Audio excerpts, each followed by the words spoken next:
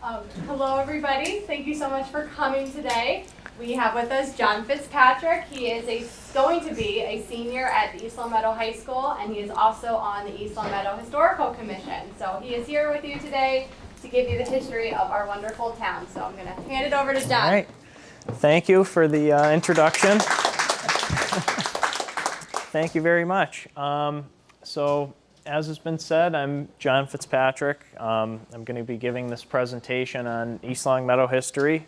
I'm going to try and keep it as kind of brief but informational as I can. I don't want to eat up too much time here and kind of get distracted, but I'm on the Historical Commission. I've been an associate member now for a little while, so coming up on almost a year. So in my time, I've learned quite a bit about the town that I didn't know before, and hopefully I can kind of teach a little bit of that to everyone here today. So to start, I'm just going to kind of briefly talk about our development as a town and how everything sort of came to be. So this graphic shows what was Lake Hitchcock. So that covered up most of East Longmeadow and most of the surrounding towns, and it really is the basis of the Connecticut River today. So that's sort of a little bit of geographical history of the town. So we were originally underwater. That's why if you dig down a certain amount, you're going to see a lot of sand and a lot of what would be at the base of like a lake.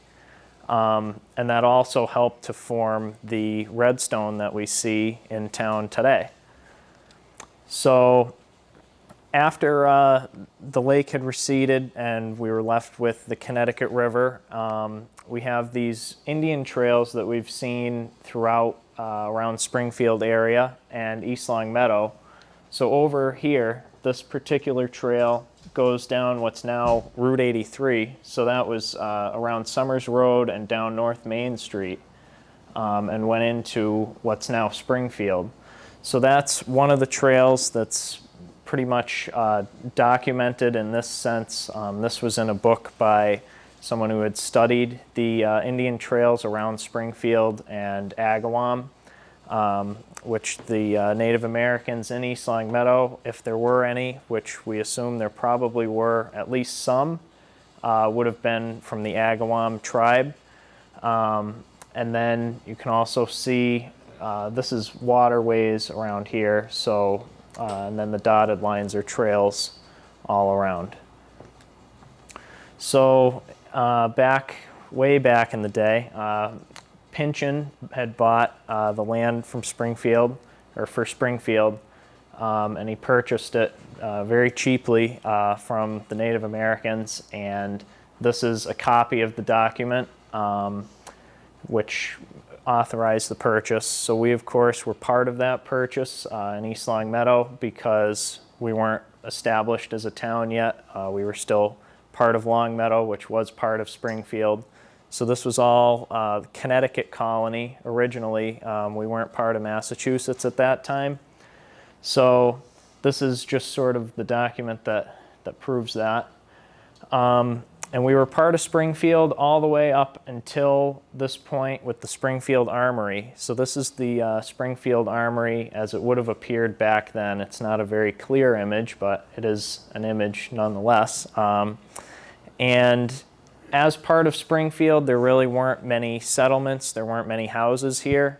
It was just farmland or really just unoccupied land for the most part. And Longmeadow was just starting to develop around this time when we broke off, but there was some settlement, and that's why we did end up breaking off from Springfield, is because the residents of Longmeadow weren't pleased with paying for and dealing with this new armory that was being built.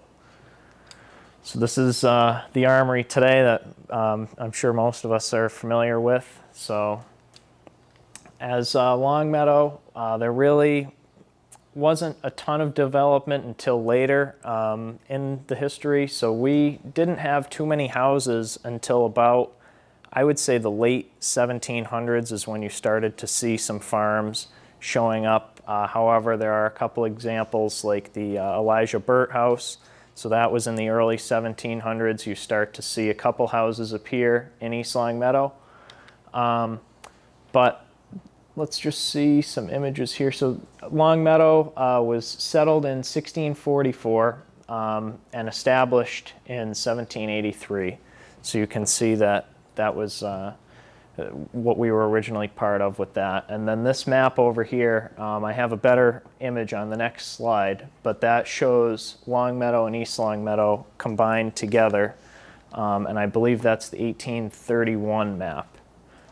And then this is 1870, so we were still a part of Longmeadow at that point. And it's labeled East Longmeadow, but we were the East Village around, I would say, around the 1850s. We got that label, and we stuck with that until we split off in 1894. So this is the map I was talking about. You can see a lot of dense settlement here along what's now the green in Longmeadow, and over here in East Longmeadow, there are houses, but they're spread out. And most of the main roads have been developed by this point in 1831, but there's not too many, obviously, side streets and little cut-throughs because there was plenty of land for people to use for farming. Do you have a question? That over there and Longmeadow, that long line, that's what it's today, number 5? I believe so. Yeah. Yep. So this is the Elijah Burt house that I mentioned earlier that was built in the early 1700s. And that was really one of the first houses, or possibly the first real structure in East Longmeadow, and it still survives today.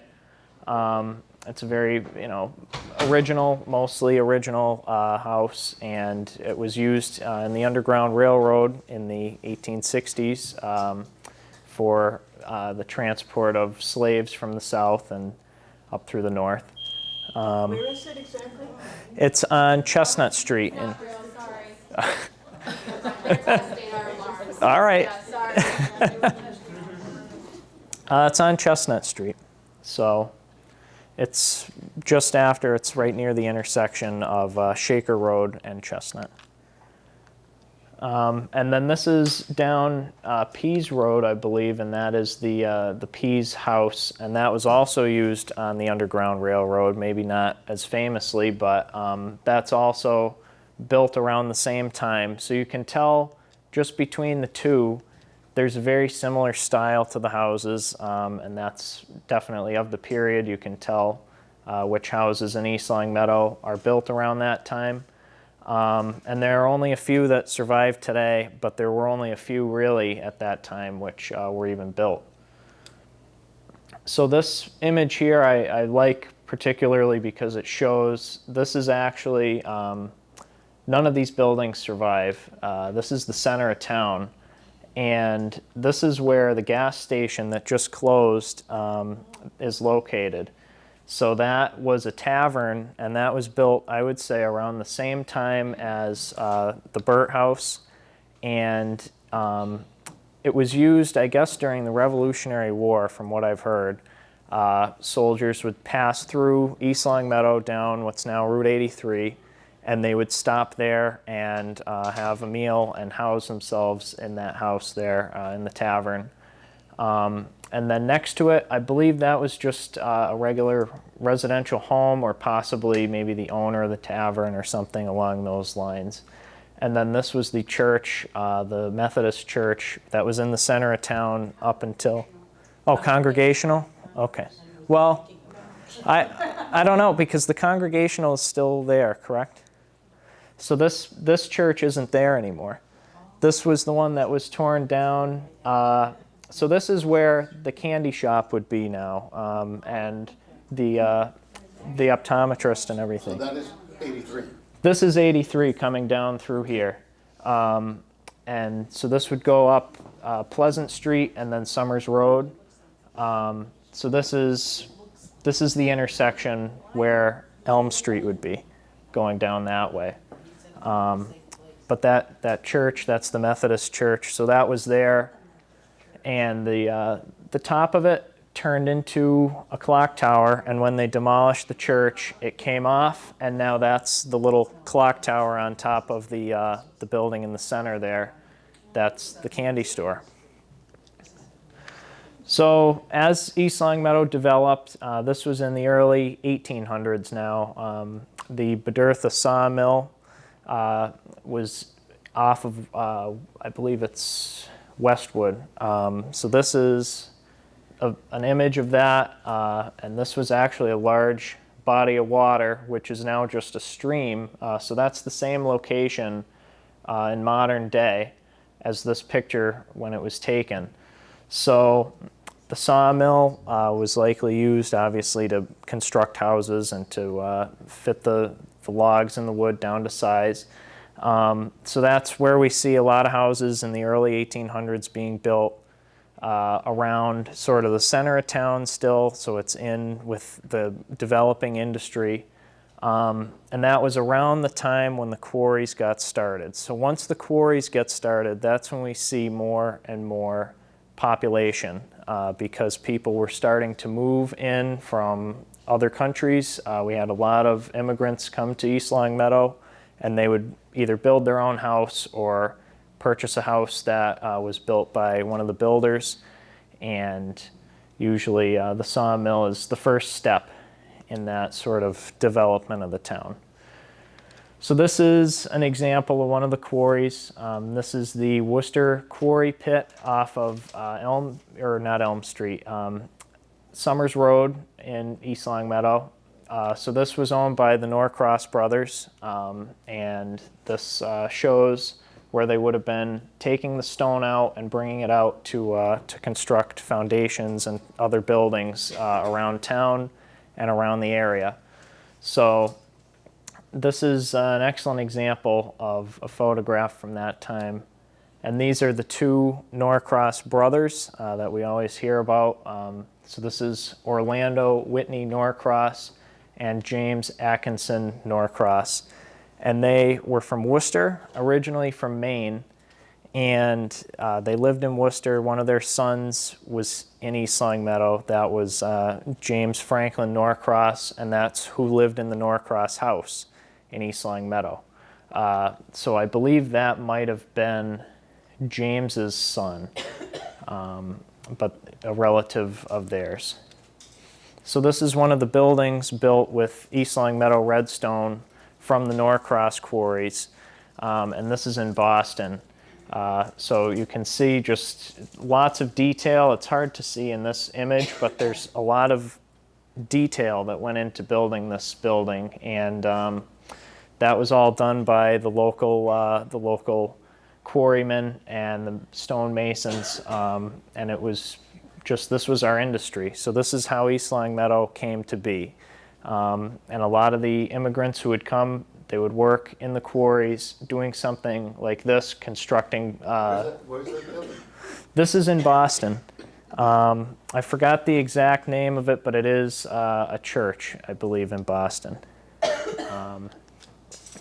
So this is the Norcross House, as it was when Mr. Norcross lived there. So you can see, I believe that's him with his horse, his wife, and the children out in front of the house. So that is still there today, and it's well preserved. And the carriage house is in the back, so you can barely see that over on the right side of the picture. So this is where they would do most of this carving. So in the picture of the church earlier, you saw these intricate ornate works done by the stonemasons. So that would have been done here in these this company shop here. So you can see there are some spindles and some other things that were detailed that would take a lot of time to produce, and they were produced in something like this.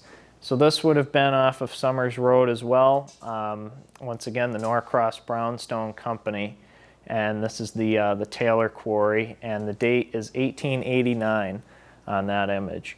So these were pretty high-tech craftsmen for the day, given they didn't have any sort of mechanical or technological advances that we have now to produce these kinds of detailed things. Yep. You know where the biggest amount of migrants come from? I believe most were from Sweden originally, and then it ended up, I think, in the maybe mid 1900s. A lot from Italy came and worked in the quarries as well. So I know a lot of my classmates at school actually have grandparents and great-grandparents who worked in the quarries up until they closed. Yep.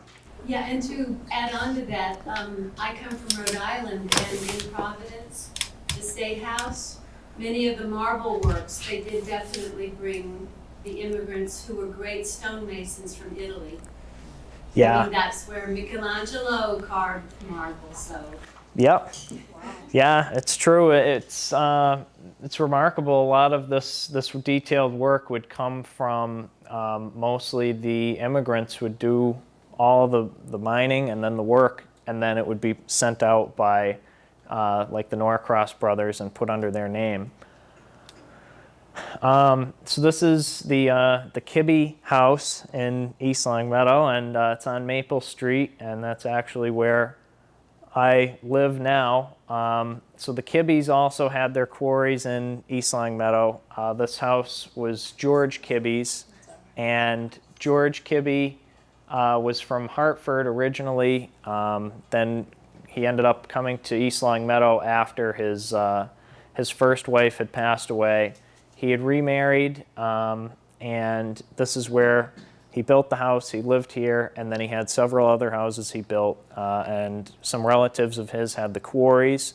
So all the foundation is Kibbe brownstone.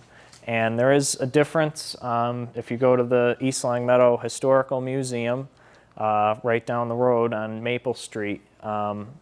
We do have displays showing the difference between the different brownstone shades from the different quarries.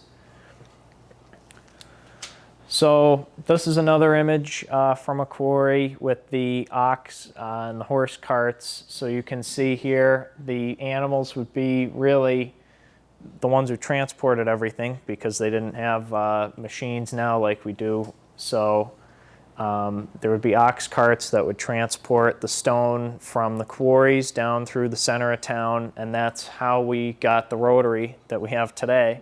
It was formed by all these different horses and ox that would go through, and they just formed that pattern, and that's how it stayed. They never really changed it since. So, bless you. This is on John Street, the Charles Burton Quarry. So you can see actually in the background, that's where Forestieri Funeral Home is now, that little building there. And that's the Little Red Schoolhouse. So it was moved from that location up to its present location on School Street.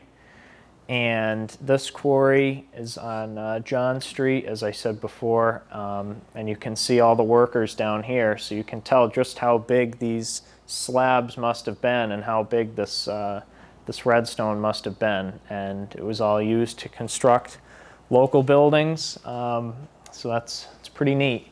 And in the middle is the big derrick, which was used to move the stones. So I know Bruce Moore, who I don't think is here today, but he usually makes sure to point out the derrick whenever he talks about East Longmeadow history and the brownstone. So this is an example of one of the crews. So most crews would all be immigrants and mostly all from the same place. Usually if you had a crew, it would either be all Swedish or all Irish or all Italian, because they didn't speak the same languages, so they couldn't communicate in working with each other. And then they would have usually just the foreman, the head guy, and he would be in charge of just telling them what to do, what task they had to complete, and then they would work on their own to do that. So this is an example. We don't know what quarry this is or really who these people are, but that's an example of one of the groups. So these are two examples of houses that would have been built around the mid-1800s, and these are what stonecutters would have lived in. So instead of having houses like the Norcross House, these would be the houses they would have lived in.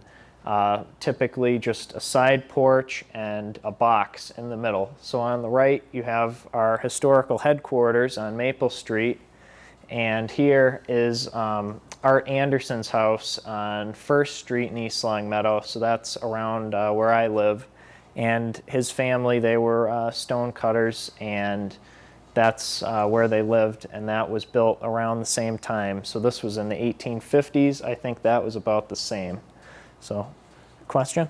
The space left by the quarries, the Yep. big holes that were covered, that were refilled, they are used now, they're what? So the space used by the quarries, most of them now are filled with water, and people would go, in the day they would go and swim or go and use those just for like picnics or recreation around the quarries. But now, because there are all these blocks of stone that stick up and nobody really knows where they are under the water, you can't really swim in there because people could get injured. But yeah, afterwards they would either be filled with dirt if it was a smaller quarry, or just left, and then some were filled with water. So that's around Brownstone Gardens up there on Route 83. You can see there's that big area with all the water. That was the quarry. So this is another example of the ox cart. So you can see there are 4 here pulling this giant stone, and this is George Patrick with his ox cart at the Taylor Quarry yard. So that would have been another Norcross quarry, and I think that is also on Summers Road. So they would have gone through probably the center of town, through the rotary with these, and dragging the stone, and that's again how the center was formed.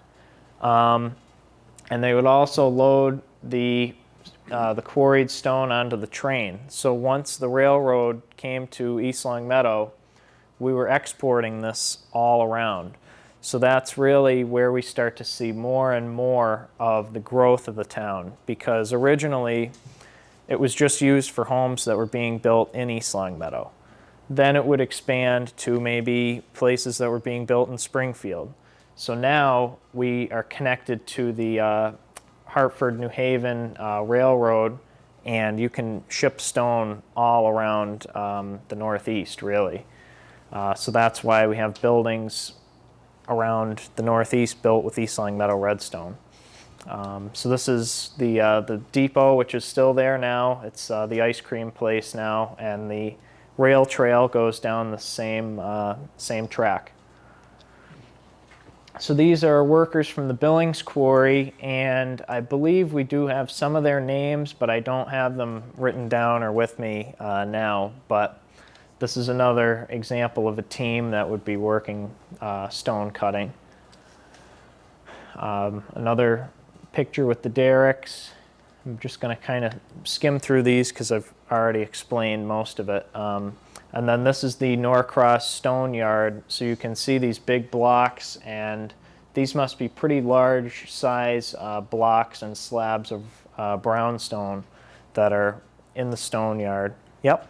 So is this existing at the present rail trail, bike trail, today where I see the railroad tracks? I think this might be. I'm not 100% sure. I think Bruce, if he was here, he'd have the answer, but I don't know for sure. And Ken, I don't know. You're on the commission too. I don't know if you know.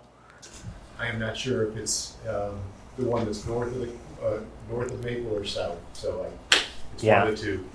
Yeah, but it is near the tracks, so that's a good observation. I wouldn't have thought of that, but this is the same stone yard. I think this is many years later, but that's also the Norcross Brothers stone yard. So this I wanted to include. It just talks about really why we had split from Longmeadow. So this was an article from 1891, and I believe this was from the Springfield newspaper, talking about really why we split. So it was mostly because as our quarrying industry grew, we were becoming more economically independent from Longmeadow, and we decided, and Longmeadow decided, it was sort of a mutual agreement that we should split, because if they wanted to improve something, then we would have to kind of pitch in, and we didn't want to do that. We'd rather pitch in for something that was going to benefit us. So this is just a little description of that. Let's see if I can kind of pick anything out here. That's all right, I'll move on. So this is a map from 1870 of East Longmeadow. I think I had this on a previous slide, but it also has the Methodist Church labeled. So that was the church in the picture earlier where there were the 3 buildings in the center of town. And then the Congregational Church is there. So there were 2 originally in the center. And the town hall as well, just for reference, which was a school at the time. Until we became our own town, the town hall was a school building. And this is in 1870, so that is correct. So then in 1894, we became our own entity from Longmeadow. We separated. And this is just a little write-up about that from, I want to say this is either from a Vermont or the Boston Globe. So this is just talking about how a perennial conflict which has waged annually in the Mass legislature for years has been ended by the passage of a bill dividing the town of Longmeadow, which borders the Connecticut line just below Springfield. So the governor signed the bill in the afternoon, and both parts of the town in the evening, or the new towns, celebrated. So between the 2 towns, it says there was a sandy plain, and basically one of the arguments used in the separation was that for 50 years, there had not been only one marriage between the 2 families in either town. So that was part of why they evidenced we should separate, because there wasn't much of a connection there after 50 years. And this is just another version of that. So it talks about how Longmeadow had basically a party afterwards for the 4th of July, and they only invited 2 people. Or no, they invited everyone from East Longmeadow, but only 2 people showed up.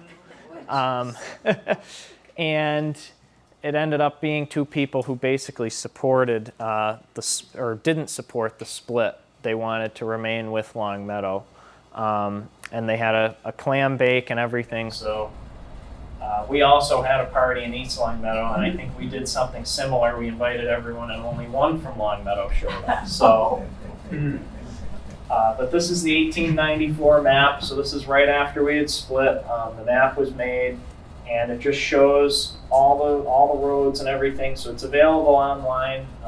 If you just search up 1894 East Longmeadow map, it should show up. And it is an interactive map, so you can zoom in. I know it's hard to see here, but there's a little descriptor over there with all around the center of town. It talks about the different buildings, and then there's the key and the situation or where it's situated in Hampden County. So the town hall, this was the town hall after we separated. Originally, like I said, it was a school. So it was built in 1882, and that is from the Kibbe Quarry. That was Kibbe stone. And in this picture, you can see there was a water tower, and then I believe this was for the trolley line that used to go through the center of town. And so it's an excellent old picture of the town hall before there was any sort of development around. And then I had to throw that in there. The Ripley's, believe it or not, with our Rotary. But as I said before, it's 7 roads come into one, and that was developed by the quarrying industry with the ox carts and the horses, and that was just the path they would take. So It hasn't really been changed since. This is another old image of the center of town. So just for reference, that's looking down North Main Street. So over here would be, I believe the bank. There's a bank now, and Rocky's Hardware would be down this way. And then on the right, you can see that Methodist Church on the side. So that's not the Congregational Church, but the Methodist Church that was there before. And then here you can see a trolley stopped in the center. And this is another view. So that's the same thing looking down North Main Street. And it's just kind of shocking to see the Rotary as a dirt road and not paved with all the trees and everything. Now it's more open and industrialized, but I believe this house here is still in existence. It's there now, and I think it is maybe a realtor's office, but that's just, I think, 2 doors down from the town hall now. This is another view of the center. It's hard to really tell which way this is facing. I think this is also looking down North Main that way, but I can't really tell for sure. And then this I decided to include because it's the 4th of July parade, but it also has a sign that says "Our Town, 21 years old, July 1st, 1915. So this was 21 years after East Longmeadow was established as its own town in 1915, and this is the 4th of July parade. So now looks a little different today, but So that one before, yep. you said it said Springfield Road down below, so I would think that would be North Main Street. That would be the main I think road so. down Springfield. Yeah, that's true. Springfield Road would have been North Main, so that's right. Thanks for pointing that out. I wouldn't have seen that. This is another, I think, 4th of July parade, and this is, I believe, also the center of town. And this is another example of the 4th of July parade from, I think, 1920-something.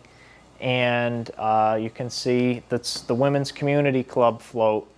But what kind of strikes you right away after you look for a little bit is there are 4 people, 1, 2, 3, 4, that are all in the blackface makeup in the parade. So it's kind of, shocking to see that in the 20s in East Longmeadow, but that was in with all the parade pictures, and really these are the 2, because there's another one and a few I think are visible here in that as well.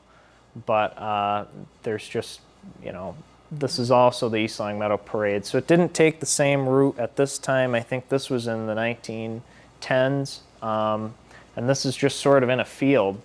So it didn't go through the center of town in that year, but I think there were more parade pictures in there, but I don't know where they went. But this is the fire department originally. This is what we had. So obviously not too big because it was pretty small town, so we didn't need a ton of fire power.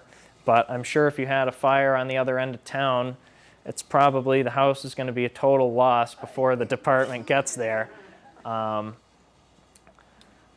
Then this is the Henry Hall store, so that's in the center of town, and now it's I think it's a senior care building, but this is the store in, I think that says 1927, and this is the Hun block. So this was located around the area where the Boston Market was for a while, that building. So they tore this down, and I think around that same area where the foundation was for this is where they built that same building. So this is right near the center. Maple Street would have gone past the front doors. And this is also in the Hun block, so this would have been this doorway here was the Markham Brothers store, and you can see that's them out front. And this is in the butcher shop in the Hun block, and I think this was taken in the 1920s as well. But you can see a lot has changed in butcher shops now. If you go to the Big Y, it's not going to look quite like this, but it's pretty interesting just to look at and think that that was in East Longmeadow back then. This was a candy store. I forgot exactly where it is, but the picture was labeled, I think, Miss Hurlbut's Candy Store, and I'm not, like I said, I don't really know where, but this is another example of just some business in East Longmeadow. And then we jump ahead a little bit, and we have the package machinery building, which was Pratt & Whitney before that. And so this is, I believe, when it was Pratt & Whitney.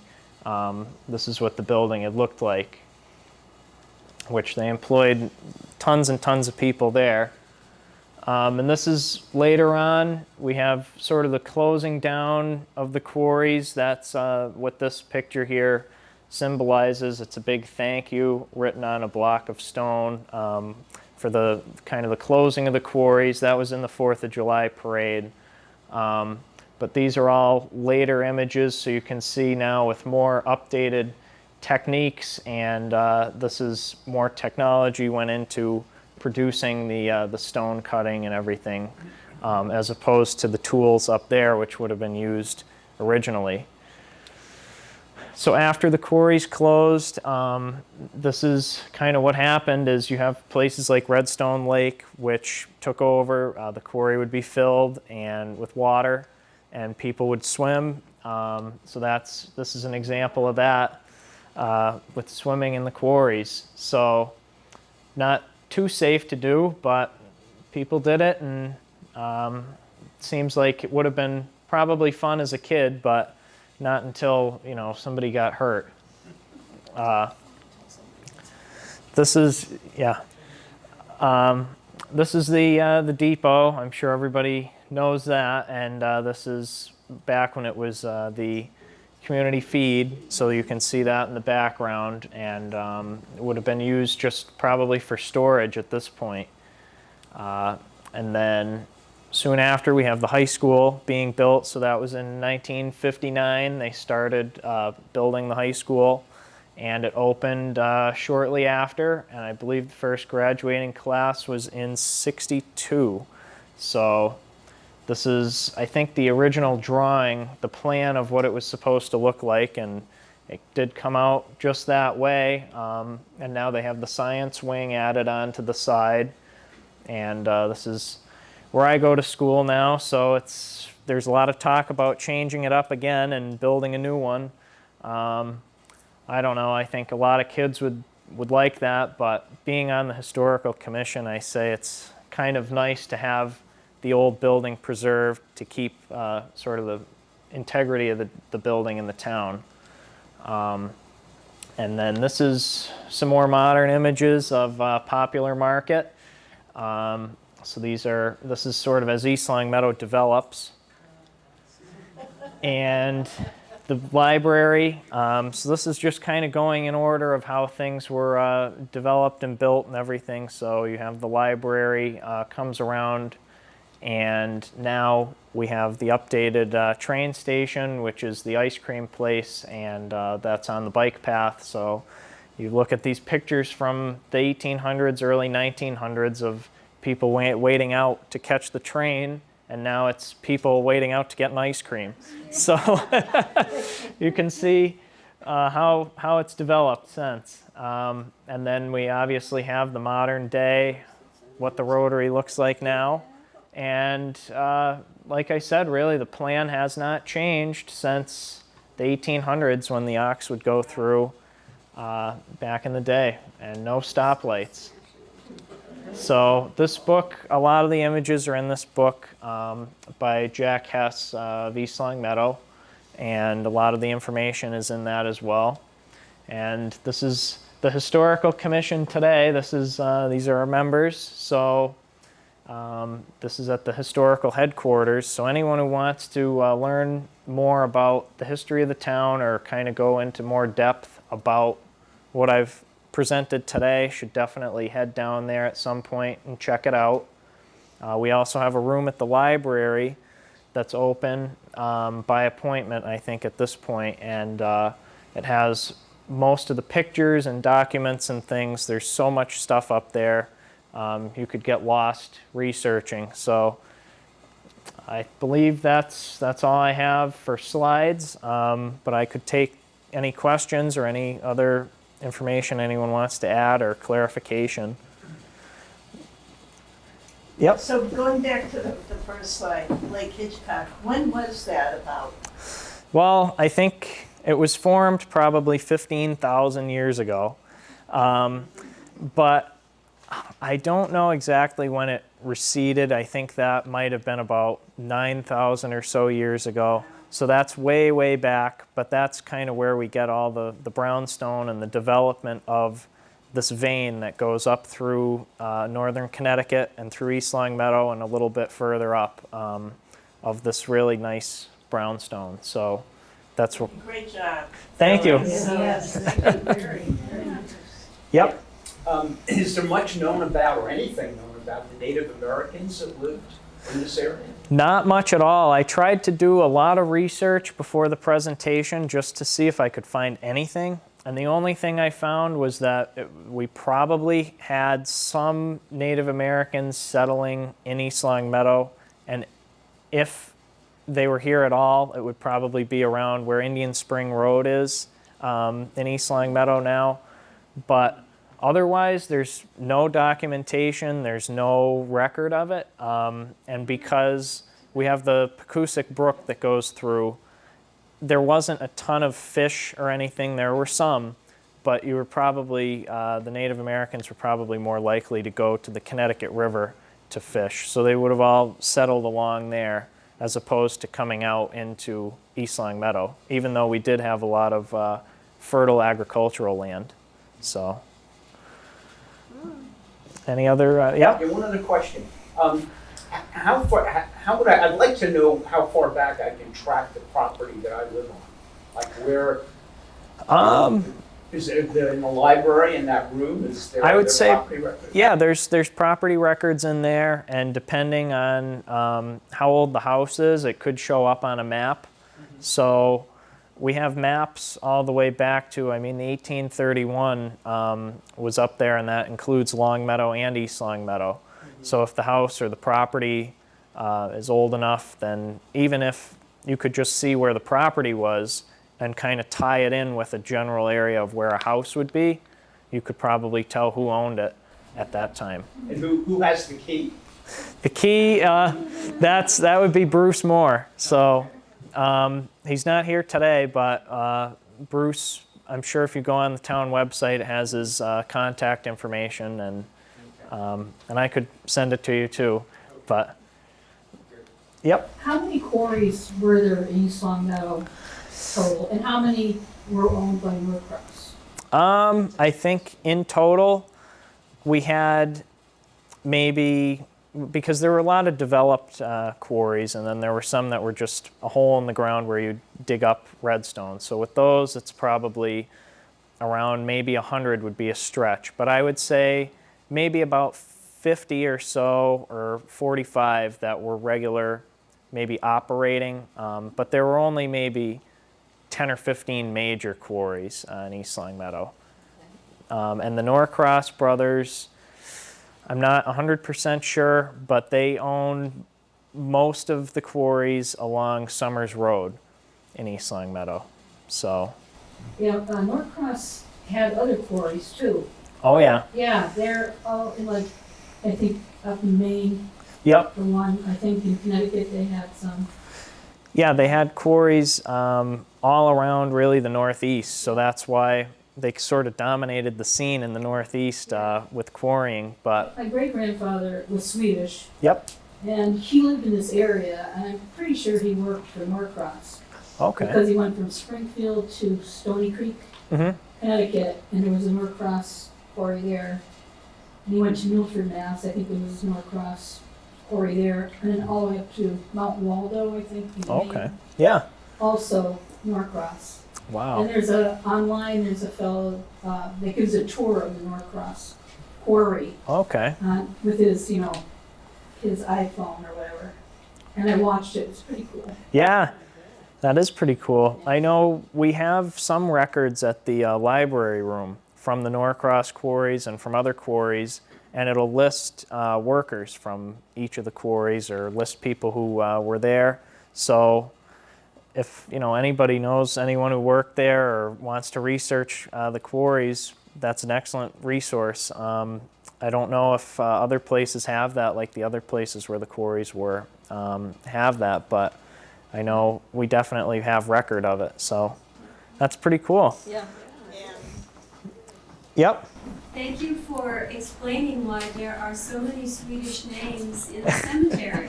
Yeah. Because I live next door to the cemetery, so I walk through there a lot, and I was, good Lord, why are all these Swedes here? I noticed that. Yeah. All the people with names that end in S-O-N. Yep. Yep. Thank you. Yeah, there were mostly around, so Edmund Street is off of Maple Street, and that was actually, Bruce Moore said that they used to call it Little Sweden because it was just all Swedish all up the street. And First Street as well used to be mostly Swedish, and that was where a lot of the quarrymen would live. And also on Summers Road, a lot of the two-family houses were all Swedish on upstairs and downstairs. So that's why there were just so many, and they all came to work in the quarries. So, yep. Yeah, so I always heard the workers in the quarries would have attended St. Paul Lutheran Church at Elm and Maple Shade. I And think so. To this day, the pastor usually has a Swedish or a Scandinavian name. Okay. And the owners, managers would have attended the Congregational Church at the Rotary. Yep. Yeah, that's true. I think there were actually, Bruce had told me a story about the churches on Elm Street, or not Elm Street, I keep saying that, Summers Road.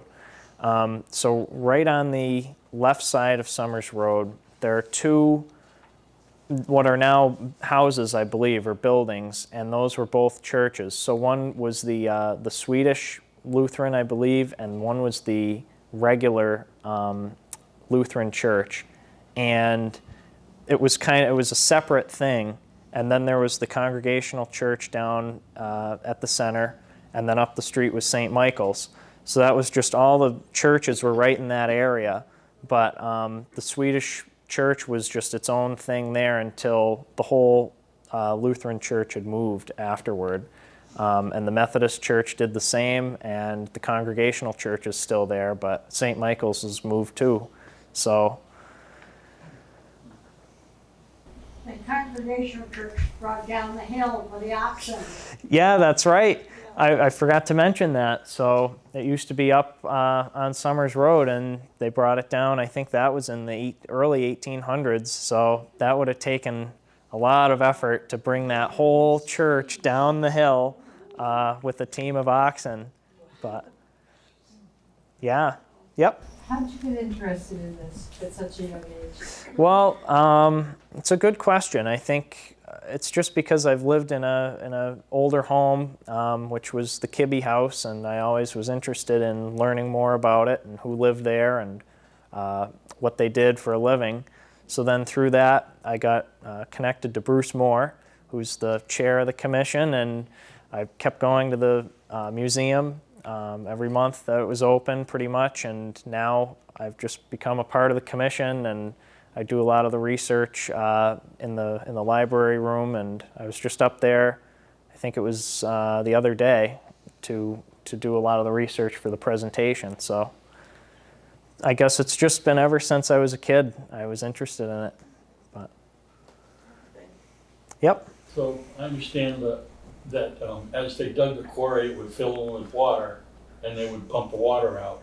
And Yep. when it reached a point where they couldn't pump it out fast enough, that's when they abandoned the quarry. Okay. But some of them were filled in and paved over, and some are still there. That's true, yeah. There's one behind the nursing home on Chestnut. Yep. And there's one off of Maple Shade. But there's no quarry, I don't think, on John Street. Not anymore, And there's, I think, Brook Road or something near there was a quarry. Yep. There's no sign of that. That's Yeah. paved over. And it's a neighborhood. There's quite a few that were paved over or just filled in with dirt. But there are some, I mean, like I said, there were plenty of places where you would just dig a hole and kind of have a small-time quarrying operation.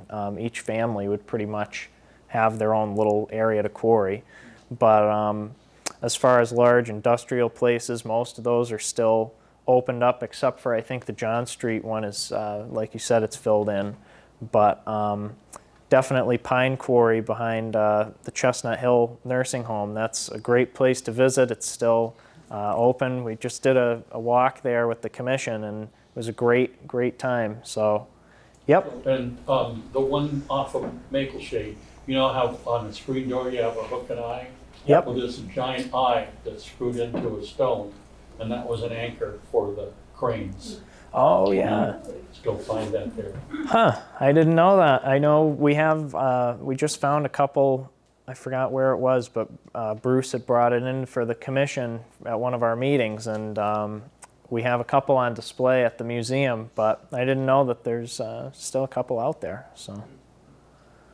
Yep. So the quarries are privately owned now, town-owned, or? I think most of them are town-owned. If they're still kind of opened up and if there's water in it, it's mostly town-owned. So I think Pine Quarry and the ones over by the dump, the transfer station, those are owned by the town. But I know there's the one by Burak's house, that's the kind of like the Burak Quarry, and that I believe is privately owned by the Burak family. So. Great. Any other questions or no? Thank you. All right, well, thank you all. Thank you.